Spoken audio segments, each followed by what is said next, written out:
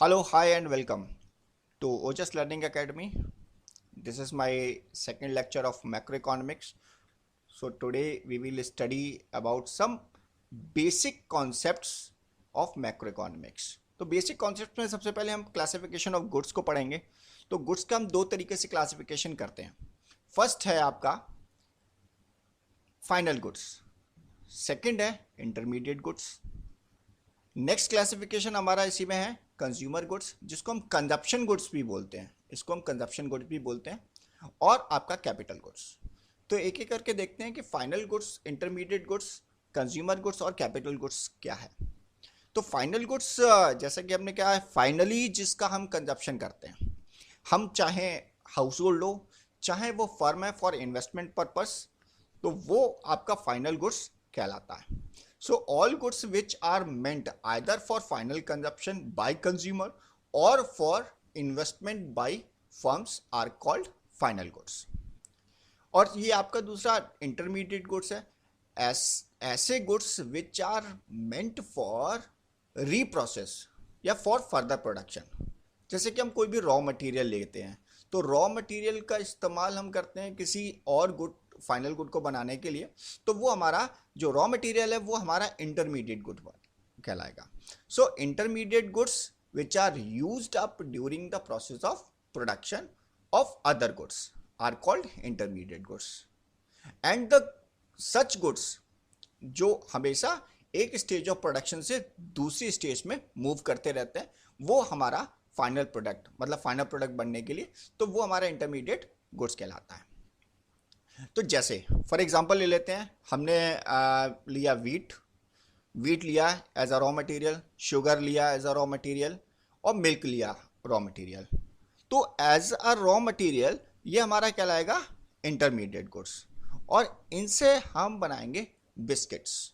तो ये बिस्किट हमारा क्या है, कंजप्शन हम इसका कर रहे हैं, बिस्किट्स का. So biscuit is a final good. These are the intermediate goods which are meant for further production, so to produce biscuits. So biscuits are the final goods. समझ में आया स्टूडेंट्स. तो फाइनल और इंटरमीडिएट गुड्स ये दोनों classify होते हैं and use basis पर, यानी कि लास्ट में हम किसका यूज किस तरीके से कर रहे हैं. अगर सपोज कीजिए एक गुड है जिसका हम यूज कर रहे हैं by producer for producing further, तो वो हमारा इंटरमीडिएट गुड्स कहलाएगा. जैसे मैंने बताया कि अगर गेहूं या वीट है वो हम कंज्यूम डायरेक्टली कर रहे हैं, बिस्किट नहीं बना रहे हैं, then that wheat flour will be the final good. तो उसका एंड यूज कहाँ है, कंजप्शन हो रहा है या फर्दर प्रोडक्शन के लिए हो रहा है, तो वो आपका फाइनल और इंटरमीडिएट गुड्स में क्लासिफाई हो जाएगा. मतलब एंड यूज में के बेसिस पर फाइनल और इंटरमीडिएट गुड्स. तो if a good is used by producer as a raw material और इट इज परचेज्ड और इज रीसोल्ड बाय प्रोड्यूसर, अगर वो as a raw material produce हो रहा है, गुड्स प्रोड्यूसर परचेज करता है, या वो प्रोड्यूसर रीसोल्ड करने के लिए परचेज करता है, तो उसको हम इंटरमीडिएट गुड्स बोलते हैं. अगर कोई भी प्रोड्यूसर उसी गुड्स का as a fix asset use कर रहा है, जैसे फॉर एग्जांपल है हमने ब्रिक्स ली, लेकिन ब्रिक्स, सीमेंट, इन सब का हमने कंजप्शन किया एक बिल्डिंग बनाने के लिए, तो जो बिल्डिंग है वो फिक्स असेट बन गई प्रोड्यूसर की, तो वो बिल्डिंग कहलाएगी फाइनल गुड्स. या दूसरा आपका है जैसे परचेज बाय हाउस होल्ड, जैसे हमने हम है तो हम हाउस होल्ड हैं और हमने वीट का कंजप्शन किया, शुगर का कंजप्शन किया, मिल्क का डायरेक्ट कंजप्शन किया, तो वो हमारा फाइनल कंजप्शन कहलाएगा. तो that will be treated as final good. Next आगे बढ़ते हैं कि जो हम फाइनल एक्सपेंडिचर, फाइनल गुड्स पर जो भी हम खर्चा करते हैं वो हमारा फाइनल एक्सपेंडिचर कहलाएगा. So it is the expenditure made on purchase of final goods and services for final consumption and investment. तो वो हमारा फाइनल एक्सपेंडिचर. उसी तरीके से इंटरमीडिएट एक्सपेंडिचर जो हम रॉ मटेरियल पे परचेज करने के लिए या फर्दर प्रोडक्शन के लिए परचेज करने के लिए, रीसोल्ड करने के लिए जो भी हम इन्वेस्टमेंट कर वो एक्सपेंडिचर करते हैं, उसको हम इंटरमीडिएट एक्सपेंडिचर कहते हैं। So it is the expenditure made by A firm on purchase of goods and services from other firms to be used as raw material or for resale in the same year। तो ये याद रहे कि उसी year में वो आपका resale होना चाहिए, सेम अकाउंटिंग है, सेम फिजिकल ईयर में, तो वो हमारा इंटरमीडिएट एक्सपेंडिचर कहलाएगा। आगे है कि दूसरी क्लासिफिकेशन हमने पढ़ी थी कि कंजप्शन गुड और कैपिटल गुड, तो उसमें पहला है कंजप्शन गुड। कंजप्शन गुड या हम कह सकते हैं कंज्यूमर गुड्स। तो कंज्यूमर गुड्स वो गुड्स होते हैं विच गिव्स डायरेक्ट सेटिस्फैक्शन या इमीडिएट नीड्स की सेटिस्फैक्शन को पूरा करने के लिए जो कंज्यूम किए जाते हैं डायरेक्टली, उनको हम कंज्यूमर गुड्स कहते हैं। So goods which are consumed by the ultimate consumers और meet the immediate needs of the consumer directly are called consumer. तो जो हमारी इमीडिएट नीड्स को पूरा करते हैं, तो ऐसे कंज्यूमर्स की इमीडिएट नीड्स को पूरे करने वाले जो गुड्स होते हैं उनको हम कंजप्शन एक्सपेंडिचर बोलते हैं। जैसे कि आपका ग्रोसरी है, तो ये जिसमें हम जाएंगे और मॉल से कुछ भी खरीदेंगे तो वो हमारा डायरेक्ट हमें सेटिस्फेक्शन देगा, हमारी इमीडिएट नीड्स को पूरा करेगा, तो वो हमारा कंजप्शन गुड्स कहलाएगा। अब ये कंज्यूमर गुड्स हैं, वो there are 4 types of consumer goods. One is durable goods, second is semi durable goods, third is non durable goods and fourth is services. तो ये 4 तरीके के 4 टाइप्स के कंज्यूमर गुड्स होते हैं। देखते हैं एक करके। ड्यूरेबल गुड्स, अच्छा दोस्तों, ये आपको fridge, TV, washing machine, AC, तो ये ओवन, ये जो आप एक बार खरीदते हैं और सालों साल चलते हैं, तो इनकी ड्यूरेबिलिटी बहुत ज़्यादा होती है। बस इन्हीं को हम ड्यूरेबल गुड्स कहते हैं। और ये धीरे धीरे टाइम के साथ साथ धीरे धीरे इनमें डेप्रिसिएशन होता है, तो वो आपका ड्यूरेबल गुड्स कहलाते हैं। So durable consumer goods have relatively long life and undergo wear and tear with gradual use. जैसे कि कार है, टीवी सेट्स है, computers, fridge, furniture etcetera. I hope आपको समझ गया होगा। ड्यूरेबल गुड्स आप अपने घरों में देख रहे हैं, ड्यूरेबल गुड्स जो एक बार खरीद दिए और काफ़ी लंबी लाइफ जीते हैं। नेक्स्ट है आपका सेमी ड्यूरेबल गुड्स। तो सेमी ड्यूरेबल आपका जो एक कपड़ा, क्लोथ, हम एक क्लोथ 1 साल, 1.5 साल, 2 साल तक पहनते हैं, और ये आपके जो कप हैं छोटे मोटे हैं, ये सालों साल नहीं चलते, तो ये इनकी लाइफ होती है वो थोड़ी कम होती है, अराउंड 1 ईयर और उससे थोड़ी बहुत ज़्यादा, तो वो हमारा सेमी ड्यूरेबल गुड्स कहलाता है। So semi durable consumer goods are those goods which can be use for a period of 1 year और slightly more. So cloth, crockery, electric goods etcetera, ये हमारा सेमी ड्यूरेबल। नेक्स्ट है हमारा non durables, जिसकी durability ज़्यादा नहीं होती। घर में हम दूध लाते हैं, 1 दिन चलता है, वेजिटेबल्स 1-2 दिन, फ्रिज में 3 दिन, फूड है, मीट है, ये हमारा नॉन ड्यूरेबल है, जिसकी लाइफ बहुत कम होती है, बहुत स्मॉल होती है और बहुत ज़्यादा वैल्यू की नहीं होती, उनको हम कंज्यूमर गुड्स बोलते हैं, नॉन ड्यूरेबल कंज्यूमर गुड्स कहते हैं। ऐसी सर्विसेज है, तो सर्विसेज हम देखते हैं। ये आपका टीचर हैं और ये डॉक्टर हैं जो एक सर्विस प्रोवाइड कर रहे हैं पेशेंट को, और ये टीचर हैं जो लेक्चर दे रहे हैं, तो ये आपकी सर्विसेज हैं। तो ये देखिए, सर्विस यहाँ प्रोड्यूस हुई, टीचिंग हुई और तुरंत आपने पढ़ लिया। सो ऐसी सर्विसेज वो प्रोडक्ट्स होते हैं, वो गुड्स होते हैं जो नॉन मटेरियल होते हैं और जो वांट्स को डायरेक्टली सेटिस्फाई करते हैं, और जहां प्रोडक्शन हो रहा है वहीं उनका कंजप्शन हो रहा होता है। अब डॉक्टर है, डॉक्टर पेशेंट आया, तुरंत उसने सर्विस प्रोड्यूस की और पेशेंट ने तुरंत उसका कंजप्शन करना शुरू कर दिया, तो वह सर्विस है। So these are the non material goods which directly satisfy the wants. तो ये हमारे कंज्यूमर या कंजप्शन गुड्स थे। आगे बढ़ते हैं। ये एक मशीन है, ये टेलर मशीन। तो इसका यूज होता है कपड़े बनाने के लिए, कपड़े सिलने के लिए। ये जेसीबी आपको दिखाई दे रही है, इसको अगर कोई खरीदता है तो इससे पैसा कमाता है, इससे कुछ और प्रोडक्शन करता है। तो ये जो गुड्स हैं, ऐसे कोई goods which are use for earning purpose are called capital goods. तो ये जो कैपिटल गुड्स ड्यूरेबल होते हैं, जो कि इमीडिएट नीड्स को पूरा करने के लिए नहीं होते, लेकिन कोई अदर गुड्स प्रोड्यूस करने के लिए इस्तेमाल किए जाते हैं, तो उनको हम कैपिटल गुड्स कहते हैं। जैसे कोई भी टूल है, इम्प्लीमेंट है, प्लांट है, मशीन्स है, बिल्डिंग्स है। दोस्तों ये हमारा सेकंड क्लासिफिकेशन हुआ consumer goods and capital goods का। आगे बढ़ते हैं, कैपिटल फॉर्मेशन। अब ये मिलता जुलता है इन्वेस्टमेंट। मैंने एक ज़मीन परचेज की, उसमें पैसा लगाया, तो जो ज़मीन हम परचेज कर रहे हैं तो उससे मेरी एक असेट इंक्रीज हो रही है या मेरी कैपिटल इंक्रीज हो रही है, तो वो कैपिटल का फॉर्मेशन हो रहा है, तो उसको हम इन्वेस्टमेंट कहते हैं। So investment is the process of capital formation.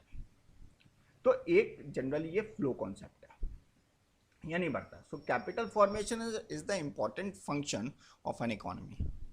Capital formation is the net addition to the capital stock. जो भी हमारा इकोनॉमी की कैपिटल है, उसमें जो एडिशन हो रहा है किसी एक पीरियड के दौरान, तो उसको हम कैपिटल फॉर्मेशन या इन्वेस्टमेंट कहते हैं। सो इन्वेस्टमेंट, जैसे हमने कहा कि चेंज इन कैपिटल, तो investment is equals to change in capital. So delta K, I equals to delta के। तो कैपिटल में जो हमारा चेंज आ रहा है, सो डेल्टा के क्या है हमारा, change in capital during a period. So that is capital formation और इन्वेस्टमेंट। तो investment means addition to the stock of capital goods, जैसे कि स्ट्रक्चर, इक्विपमेंट्स और इन्वेंट्री। तो इसको हम दूसरे भाषा में, लैंग्वेज में समझें तो इट इम्प्लाइज क्रिएशन और addition of physical assets which are used to augment the productive capacity of the economy in future। तो ऐसे फिजिकल एसेट्स में एडिशन जो हमारी प्रोडक्टिव कैपेसिटी को बढ़ाता है, हमारी इकोनॉमी के प्रोडक्टिव कैपेसिटी को बढ़ाता है, उसको हम इन्वेस्टमेंट कहते हैं। तो नेक्स्ट है इन्वेस्टमेंट में दो चीज़ें आ जाती हैं। पहला है फिक्स्ड इन्वेस्टमेंट, जिसमें हम बिल्डिंग है इसका इन्वेस्टमेंट कर रहे हैं, तो जिससे हमारा फिक्स्ड असेट्स का निर्माण हो रहा है, उसको हम फिक्स्ड इन्वेस्टमेंट बोलते हैं। और इन्वेस्टमेंट का दूसरा पार्ट है इन्वेंट्री। ये हमारा फिक्स नहीं, जैसे कि आपका स्टॉक का इन्वेस्टमेंट है। अब ये स्टॉक है जैसे गुड्स, तो इसके अंदर दो आ जाते हैं, एक रॉ मटेरियल और दूसरा है आपका फिनिश्ड गुड्स।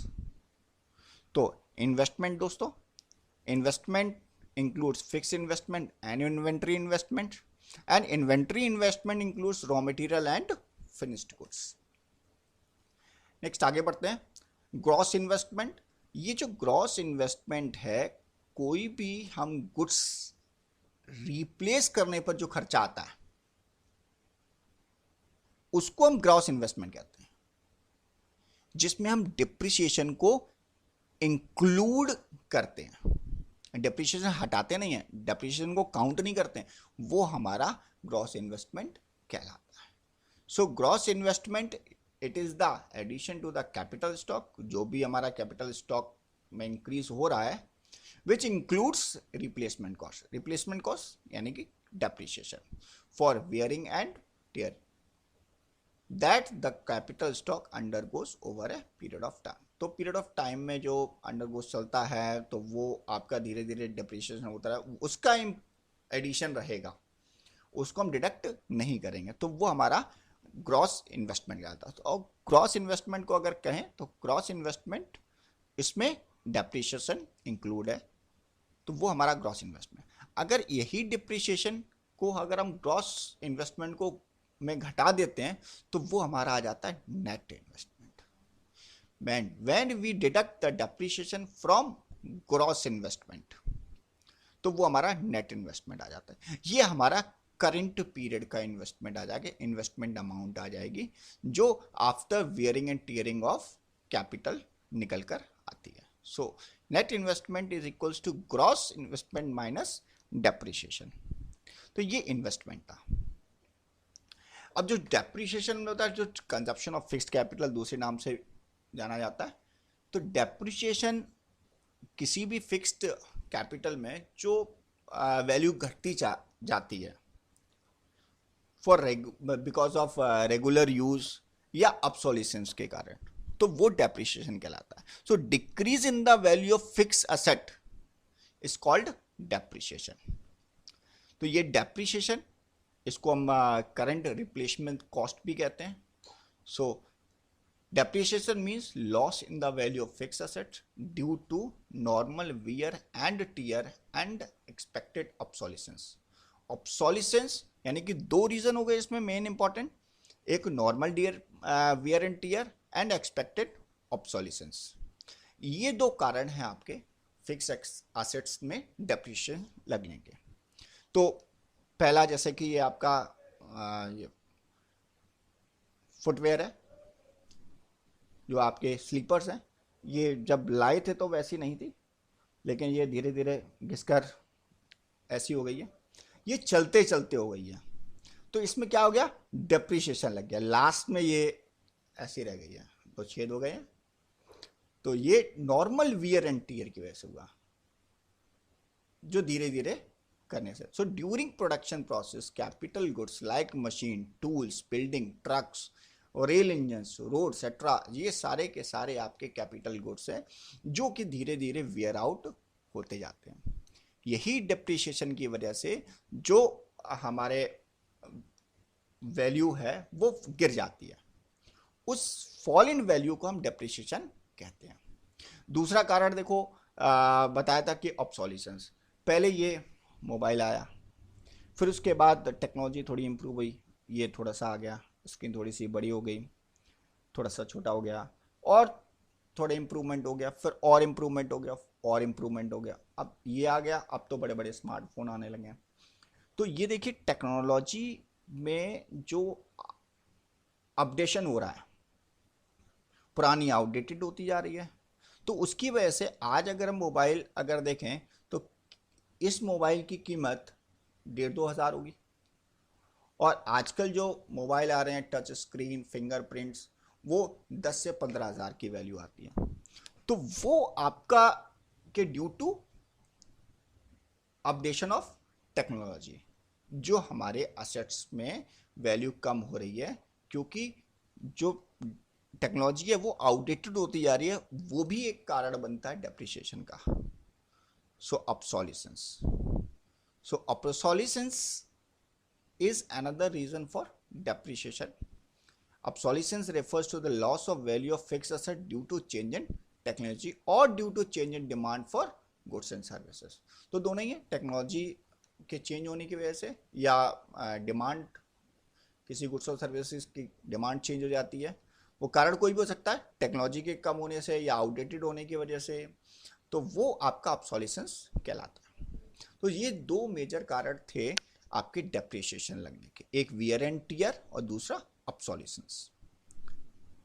तो नेक्स्ट आगे बढ़ते हैं, स्टॉक एंड फ्लो।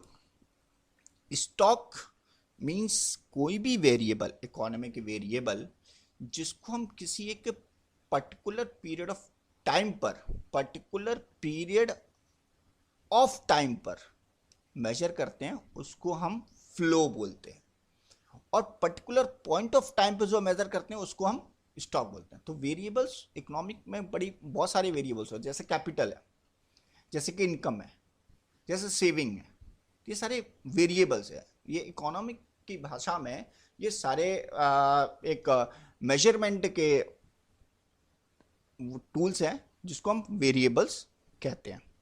सो एक एक करके देखते हैं स्टॉक और फ्लो वेरिएबल क्या होता है। तो stock variables, A stock is a quantity which is measurable at a point of time। किसी एक पर्टिकुलर पॉइंट ऑफ टाइम पर जिस क्वांटिटी को मेजर करते हैं, उसको हम स्टॉक वेरिएबल कहते हैं। जैसे कि अगर आपकी आज संपत्ति कितनी है, तो मेरे पास इतनी संपत्ति है, तो वो आज की संपत्ति है, तो एक किसी टाइम के दौरान आप टाइम पर कितनी संपत्ति आपकी है ये बताती है, तो वो आपका स्टॉक है। फॉरेन डेप्ट, आप में लोन कितना है, आपके पास ओपनिंग स्टॉक कितना है, आपकी मनी सप्लाई, ये बहुत इंपॉर्टेंट है। मनी सप्लाई जो हम आगे पढ़ेंगे, तो मनी सप्लाई, इसमें सप्लाई शब्द लिखा हुआ है, लेकिन money supply is a stock variable. Population, आज की पॉपुलेशन कितनी है, तो एक पर्टिकुलर पॉइंट ऑफ टाइम, यानी कि बोले कि 2010 में पॉपुलेशन कितनी थी, तो वो आपका स्टॉक वेरिएबल कहलाएगा। उसी तरीके से एक टैंक है जिसमें पानी भरा हुआ है, तो इसमें कहा कि इसमें हमारे 500 लीटर का टैंक है जिसमें पानी भरा हुआ है, तो 500 लीटर पानी अगर भरा हुआ है तो वो आपका स्टॉक है। अब उसमें जो नीचे नल लगा हुआ है उसको हम खोल देते हैं, तो पानी का फ्लो हो रहा है कि 1 घंटे में 5 लीटर पानी गिर जाता है, तो 1 घंटे में during a period of time 5 litres of water flowed out, तो उसको हम क्या बोलते हैं, flow variable. So flow variables are the quantities which are measured over a period of time, किसी भी एक समय के दौरान वो जो मेजर किए जाते हैं उसको हम फ्लो वेरिएबल्स कहते हैं। जैसे कि आवर्स, 1 घंटे में, इतने दिनों में, इतने महीनों में, ईयर्स में, वीक्स में, तो ये हमारा फ्लो वेरिएबल होगा। जैसे कि आप बोले कि आपने इतने दिनों में कितना खर्चा कर लिया, तो 1 हफ्ते में मेरा खर्चा, तो 1 हफ्ता यानी कि एक हमने वीक में हमने किया, तो ये आपका फ्लो वेरिएबल होगा। उसी तरीके से इनकम, इनकम और वेल्थ, एक शब्द हमने वेल्थ दिया था, वेल्थ आपका स्टॉक वेरिएबल है, while income is a flow variable, कि मेरी 1 महीने की इनकम इतनी है, पर डे की इनकम इतनी है, तो डेज के, आवर्स के और वीक्स में, मंथ में या ईयर में जिसको हम मेजर करते हैं उसको हम फ्लो वेरिएबल्स कहते हैं। तो दोस्तों हमने ये बताया कि स्टॉक ऑफ फ्लो वेरिएबल्स, तो अब इसमें देखते हैं कि वेरिएबल्स किस तरीके से फ्लो कर रहे हैं, स्टॉक और फ्लो वेरिएबल्स दोनों। तो दोनों में आपने देखा जैसे कि एक कैमरा है, वो आपकी पोजीशन को एक पर्टिकुलर पॉइंट ऑफ टाइम पे कैप्चर करता है, तो वो आपका स्टॉक हो गया। फ्लो आपका वीडियो कैमरा, वो एक पीरियड में शूट होता है, तो स्टॉक और फ्लो वेरिएबल हो जाएगा। ये आपके मेन 4 में सेक्टर्स हैं इकोनॉमी के। फर्स्ट है आपका हाउस होल्ड, सेकेंड है फर्म और प्रोड्यूसर जिसको हम आई से डिनोट करते हैं, गवर्नमेंट को हम जी से डिनोट करते हैं, और फॉरेन ट्रेड सेक्टर को हम एक्स माइनस एम को, ये आपके 4 सेक्टर्स हैं। ये कोई ना कोई इकोनॉमिक एक्टिविटीज़ करेंगे। इकोनॉमिक एक्टिविटीज़ होती हैं आपके प्रोडक्शन हुआ, कंजप्शन हुआ, डिस्ट्रीब्यूशन हुआ, ये आपके मेजर इकोनॉमिक एक्टिविटीज़ होती हैं, तो ये सब करते हैं हम। हाउस होल्ड, अगर प्रोड्यूसर है तो वो भी आपका कंजप्शन करेगा, इन्वेस्टमेंट करेगा, गवर्नमेंट सेक्टर भी खर्चा करती है, फॉरेन ट्रेड सेक्टर में भी परचेसिंग होती है, सेलिंग होती है, तो ये आपका मेजर सेक्टर्स हैं इकोनॉमी के। नेक्स्ट है आपका सर्कुलर फ्लो। अब देखिए इनकम और एक्सपेंडिचर का किस तरीके से फ्लो होगा। मनी का फ्लो और इनकम का फ्लो एक जगह से दूसरी जगह पर होता रहता है, डिफरेंट सेक्टर्स में होता रहता है। तो आपके सिलेबस में जो सर्कुलर फ्लो है वो केवल 2 सेक्टर मॉडल है। 2 सेक्टर मॉडल में हम केवल हाउस होल्ड और वो लेते हैं, प्रोड्यूसर्स लेते हैं। तो सर्कुलर फ्लो 2 टाइप के होते हैं, एक होता है आपका रियल प्रोडक्ट और फिजिकल फ्लो, सेकंड है मनी, मॉनेटरी और नॉमिनल फ्लो। एक ही वर्ड है, तो सिनोनिम्स हमने सारे लिख दिए हैं। तो ये आपका जो रियल फ्लो है, इसमें क्या होता है कि जो सर्विसेज का फ्लो होता है एक जगह से दूसरे, एक सेक्टर से दूसरे सेक्टर की तरफ, उसको हम रियल फ्लो कहते हैं। तो real flow of income implies the flow of factors services from household to producer sectors in the form of land, labor, capital और आपका organisation and goods and services to the household. तो जो land, labour, capital, entrepreneurship, ये सारा हमारा एक जगह से दूसरी जगह पर जो फ्लो होता है उसको हम रियल फ्लो कहते हैं। यहाँ पैसे का फ्लो नहीं, केवल सर्विसेज का फ्लो हो रहा है।